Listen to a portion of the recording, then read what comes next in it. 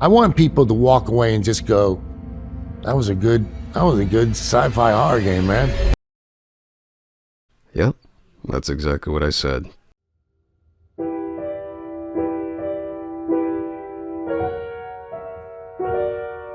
Hey everybody, how's it going? I've never done a review before, but with the incredibly torn reception of this game, I felt as though I had to give my 2 cents on the matter. Now, I'm not a professional by any means. I just love video games. I figured I'd take the opportunity to expand upon why it's important to think for oneself. With the gaming journalism industry as it is, it's no doubt that we're living in an age where people are swayed by the opinions of others, and we often confuse a reputable source for one that might not be that helpful. So a lot of you might be wondering, is this game good? Is it really as bad as people are saying it is? Is this the Dead Space successor that we've all been hyped for? Well, I'm gonna help you figure that out by giving you my own opinions, because oh boy, there is a lot I want to say about this.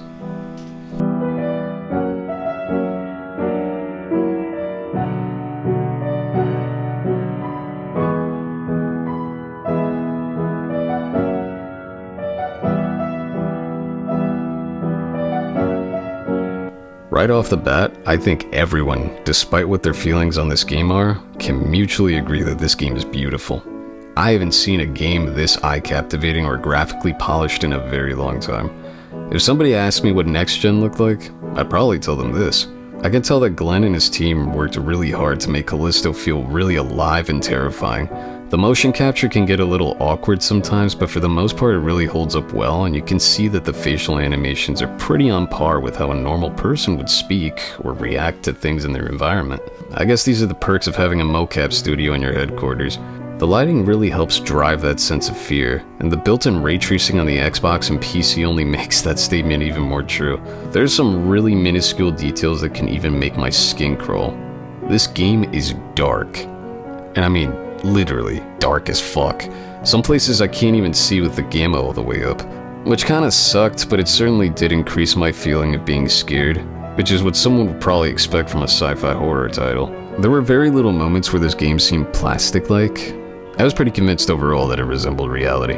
Overall, one of the best looking games I've played. So we get to the nitty-gritty of the game, the part that objectively I'd say matters a good amount. How is the gameplay itself? The combat? Oh yeah, it's fucking awesome.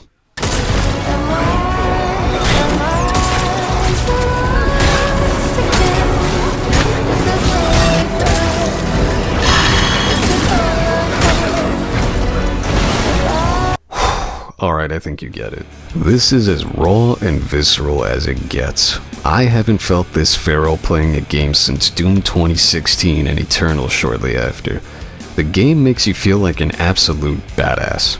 I will say though, because of how you're not really all that defenseless, this game is a lot more like action horror than survival horror. For the majority of the game, you're actually going to be relying a lot on melee combat. Your baton is your life and death. Combos are essential. Admittedly though, it's clunky.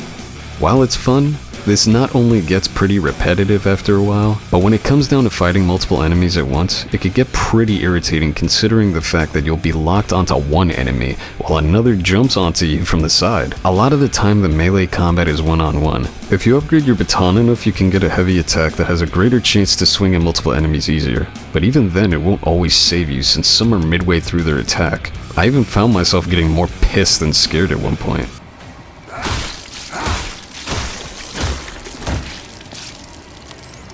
It's one of those things that really should be fixed, especially when the melee mechanic is encouraged a lot more than the ranged combat. As for the guns, you get a few different schematics throughout the game that allow you to craft them in a 3D printer-like machine. This is the future, people. This also goes for different types of ammunition and health injectors. And while I did find myself using all the weapons, a lot of them were used as a last resort. A lot of the time I found myself relying mostly on the hand cannon more than anything else until a certain, made me switch to the riot gun. This is much like how I'd mostly be rocking the plasma cutter in Dead Space. The most helpful of the bunch are definitely the aforementioned riot gun, which is a slug round shotgun, and the assault rifle. Both of these are really good ways of creating a bit of distance between you and the biophage, but with that being said, I didn't particularly find myself encouraged to use every gun unless it was entirely necessary. If you injure a biophage enough, you'll trigger this targeter that'll allow you to do this thing called a quick aim. This is especially helpful when you see the tentacles coming out, is to not get them into their stronger form. Whether you want to just deal a bit more damage or kill them, it's definitely useful, and I'm very glad that it was added to the game. Kinesis also comes back with a vengeance, and holy shit has this thing saved me a good amount of times. Although I had a good time for the most part, there were moments I really wish they'd touch upon in regard to fighting so I could enjoy it a bit more, as blocking didn't do shit for me half the time. You'll be putting a lot of your faith more into dodging left and right, just like Dark Souls. And no, I'm not being one of those game journalists that compares every conceivable game to Miyazaki's amazing trilogy of Rolling Simulator.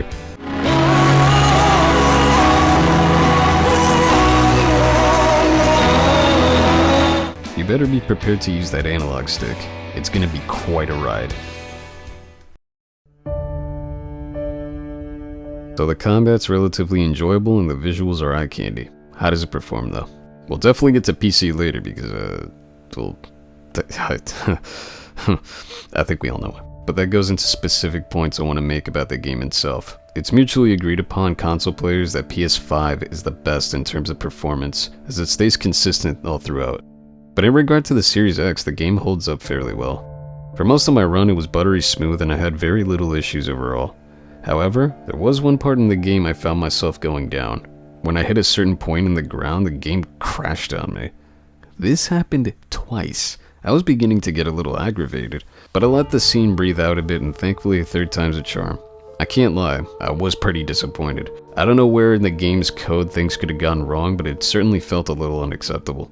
It really hindered my experience from there on believing that it would happen again, but thankfully that was the only time. The game remained at a stable 60 FPS in performance mode all throughout. Quality mode will get you about 30 or 40 more or less. Ah yes, the biggest hit or miss that can make or break any game. The story. The plot. I'm gonna leave a note here to let you know when the segment's done in case you haven't played or finished the game yet. If you have or you don't care, feel free to follow along. This is going to be pretty long, so hang tight. The story, in my opinion, was not only interesting, but pretty good for what it is. I was engaged all the way through, and honestly, I even found myself getting attached to certain characters I didn't think I would. However, it's to be noted that they didn't really flesh a lot of these guys out to the point where one would be torn if something happened to them. But for some reason, it really got to me in certain scenes when I didn't think it would. It's not a perfect story by any means, and there were definitely some annoying things about it that didn't make sense. But I have a feeling we're probably going to get some answers to certain questions in the DLC that comes out this summer. The story follows John Callisto, aka Jacob Lee, a freelance cargo transporter who will eventually find himself in the most jarring hell that's to come. At first glance, judging solely by the ambience and the aesthetics, I truly thought this man was going to make the castle run in less than 12 parsecs and find himself reveling in victory on Corellia. Yeah, Jacob's appearance is pretty cool. Definitely not what I was expecting as the protagonist, but it was kind of chill to see him interact with Max just being normal dudes. It is until the alleged space terrorist and her gang boards the ship and all hell breaks loose. Everything goes wrong when they crash land on Callisto, Jupiter's dead moon. Max is dead, Jacob and Kimiko get captured by Starkiller, Jacob gets forced implants and hallucinates, and all literal hell breaks loose in space prison. I'm gonna try my absolute hardest to not dissect every bit of the story because I know that would probably take way too long, so I'm just going to talk about some things that I liked and disliked overall. I definitely thought it was pretty cool how this game humanizes those in a horrid situation. Elias was wrongly in Black Iron for self-defense, yet all the way through you almost never get the impression that he was really a bad guy. Even from the beginning, he only ever wanted to help you out. Danny's story is a little hard to follow at first because she constantly foreshadows Jacob having this insane dislikable secret.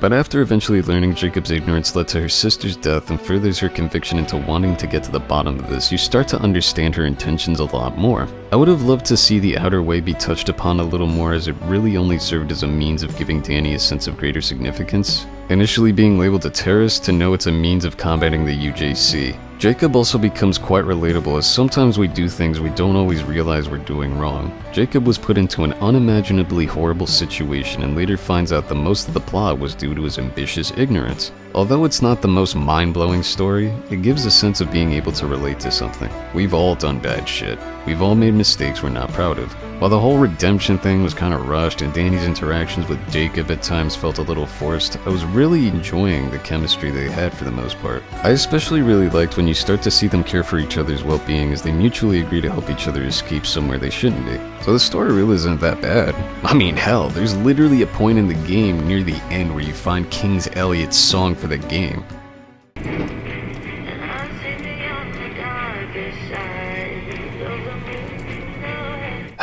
I fucking love that song, man. It's been on repeat for the past few days. But objectively, there are some really annoying things I just can't shake off. I cannot for the life of me understand why it is that Sam Witwer was very underutilized as a character. Although it was fun to watch him use the Force and kick some ass for a while, it really felt rushed, and it's kinda stupid just to have him smushed in as a secondary antagonist without even knowing a damn thing about him. All we really get from context clues and maybe some logs is just that he was this failed experiment and Cole took advantage of his loyalty. For all 10 minutes of screen time, probably more or maybe less, I don't even fucking know at this point. All I truly know is that I wanted to see much more of him. It's a little insulting to have such a revered actor only show up a few times in a story that was supposed to rival the greatest survival horror trilogy of our time. And that cliffhanger at the end involving our Sith Lord friend also tells me that not only was the ending concerningly similar to the first Dead Space, but also that this DLC that they announced a while ago will very likely involve Jacob escaping Black Iron with Mahler. I know she said that she belongs there, but then again, so did Jacob at the end, so I mean, anything's really possible at this point. And I'm pretty convinced that Glen Schofield's just gonna 3D scan himself and make himself the primary antagonist of the DLC and kill Jacob.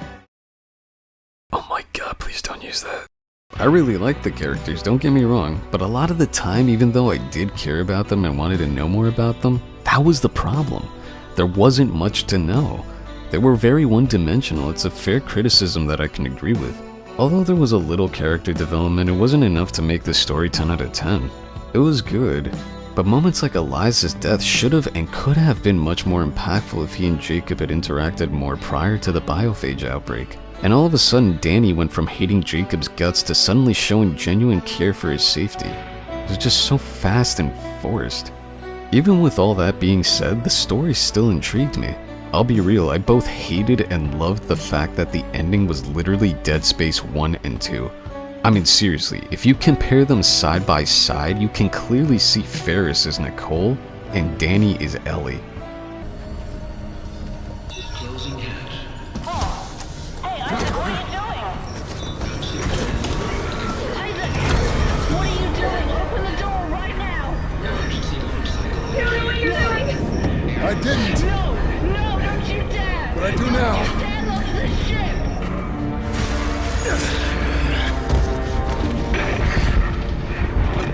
Isaac, it's me. I wish I could talk to you. I'm sorry. Jacob, there might be a way out after all. The active core temporary savings activated. But I'm going to need your help. Whether Jacob and Danny are destined to be like an Isaac and Ellie type of thing, this potential sequel is still a mystery, but oddly, I wouldn't be opposed to it. Just please, for the love of God, have more character development. It made sense for Isaac and Ellie to be a thing since they had pretty awesome chemistry to begin with. So make it happen, man. I was actually really looking forward to seeing Karen Fukuhara on screen since she killed it in Kipo and The Boys. And, I mean... Anyway, Josh Duhamel also nails the disgruntled character pretty well. You feel what he feels and you want to get the hell out of there as soon as possible. I wanted to know so much about this world striking distance created, and I wanted to enrich myself in the lore of the characters and even the biophage. I also like the fact that this universe has its own version of the Unitologists. Warden Cole's no Elton John, but he's still worth learning about. He was mysterious enough to keep me speculating his true intentions. I also really hope that for the sake of the success of this game, we get more enemy types as well. Because fighting the same headache got old, fast. This guy was a sorry excuse for a recycled boss battle like 5 times. The fact that this is the only other boss in the game is not excusable. The final boss was alright, but it honestly rounds back to what I had originally discussed when I mentioned Ferris's underuse in the story. He has like 5 scenes, probably less. And the last time we see him, he shows up and has a moveset like Two-Head? Such a letdown, but I admittedly had a lot more fun with this final boss. Overall, I'd say the story's a 7. It's just a first game situation. I feel like we'll get a lot more well-developed plot if, hopefully, there's a sequel after the DLC drops. So just like I promised, we have to address this. It's essential that we have this conversation as to why the game isn't doing too great. I've already put a few of my thoughts out there regarding gameplay issues and overall mechanics, but from what I've noticed on the internet, this game clearly has its consumers torn. From what I've noticed on YouTube, if you watch walkthroughs, you're more likely going to see them relatively enjoying the game, but reviewers will often be the ones expressing their disappointment and overall lackluster experience they had playing it. It's obviously not an even split by any means, but at least from what I've seen, this is the correlation that I've been noticing. Let's start with the biggest reason of all. Most understandably, the PC port for this game on release was borderline unplayable. A friend of mine who, just like me, pre-ordered the game, but on PC, complained that there were a lot of stutters like no tomorrow and constant frame drops during his time getting through each portion. This caused those who purchased the game to immediately review bomb the shit out of it. And although I played this game on Series X and I didn't get many of the issues that people complained about, I really don't blame those people for getting angry. If you're 70, $250 game is non-functional after trying to get it to run to the best of your ability, the first impression has completely gone down the drain. As of right now, a patch has come out and I have seen PC players able to run it a little better with solutions like DirectX 11 and such, but it's still dreadful that this has become the norm for next-gen video games. I get that accidents happen, but it shouldn't be expected that a video game on the day it's meant to come out will inevitably be prone to instability and borderline unplayability. However, my second reason for why this game may not be doing so great right now is a little more personal than that. This game isn't Dead Space. The PC issue aside, those that are able to play it often complain that it didn't live up to the hype that was presented to them through the countless teasers, ads, and behind-the-scenes footage. This is something I have very mixed feelings about, being that I was very intrigued by the Dead Space trilogy, which is one of the best, well, yeah, except for, this game didn't manage to live up to the hype for a lot of consumers that were looking forward to a predecessor. There are a few things to keep in mind with this. New doesn't even remotely describe this game. Not only is this a completely fresh company that Glen Schofield founded, but it's also important to take into account that this game is part of a brand new IP. This is not Dead Space anymore. It never will be. It's its own thing, and it should be treated as such. That's not to say that there isn't obvious inspirations, but what do you expect from the geniuses that gave us this classic in the first place? It's a love letter, but it's not a recreation. And I especially feel like basing one's entire view on this game solely on how what inspired it was like before, you're gonna get severely disappointed. Take this game at face value. It's a breath of fresh air, a new experience that will shape the survival horror genre for a while. A lot of people will also rush to bandwagon as soon as they hear their favorite YouTuber or reviewer give it an unfavorable take. It's normal to want to listen to those around you, but it's imperative that before you pass judgment that you at least try it for yourself.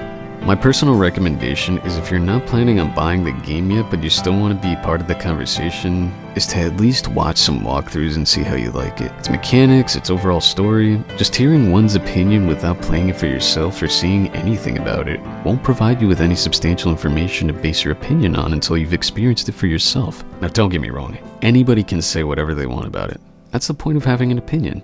All I'm really trying to help guide others on is to decide for themselves what they believe is good or bad, and not simply founded by the opinion of someone else without having done any research prior or seeing how the game is.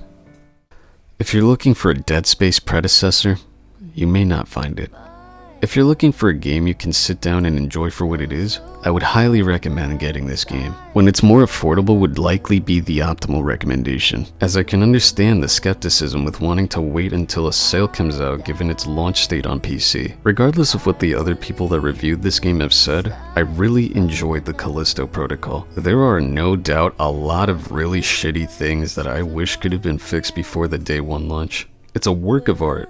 A very flawed work of art that has an enormous amount of potential. I want to see this franchise do well. I don't deny that Schofield and his team are beyond talented, and the cast did a great job with what they were given. But this needs some major polishing, and not only on the mechanics. The story has a very solid foundation to lay its groundwork on. It just falls flat on a lot of crucial parts it could have gotten right the first time. And one last thing that's important to talk about. I personally feel like if you're going to make DLC paid, it has to contain something different. That's why I had no problem with Dead Space 2's DLC. You were playing as Gabe, a different character that added substance to an already told and fleshed out story. I personally feel like additional story DLC should be free.